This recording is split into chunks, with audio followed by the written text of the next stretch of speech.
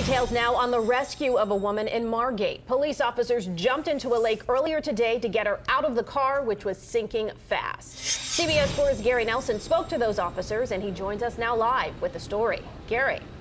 Well, now take a look at these tire tracks right here. You see those gouges, they weren't made when the car went into this water today, but rather when it was later dragged out. The Hyundai was flying, we're told, when it plunged into the canal. An example of the danger canals pose to drivers across South Florida. In fact, one of the police officers involved in today's rescue wasn't the first time.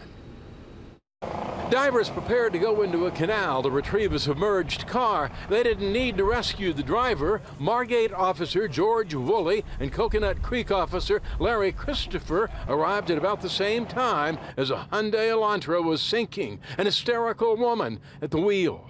And she looked frantic. And when you say frantic, what do you mean? She was pounding on the window, trying to break the window out from inside. The two cops didn't hesitate, tossing off their heavy gear and plunging into the deep canal.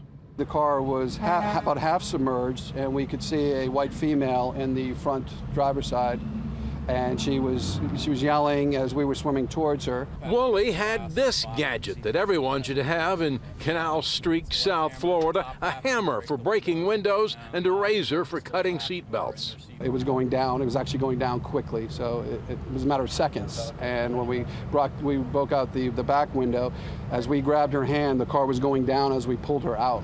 Christopher suffered multiple cuts on his right hand from shattered glass. We both grabbed her right arm and left arm. We swam her from the middle of the canal to the bank, and we were exhausted. Other officers grabbed her from there, and we just checked on her, make sure she was okay. The driver was shaken but appeared unhurt. No word on how she came to zoom into the canal from a parking lot. For these cops, just another day at the office. This marks Officer Christopher's third underwater rescue.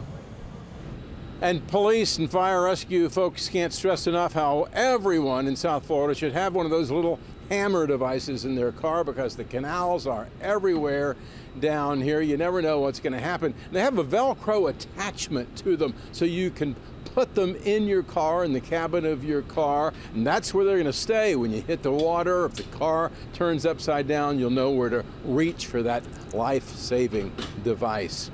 For now, we're live in Margate. Gary Nelson, CBS 4 News. Gary, thank you. Well,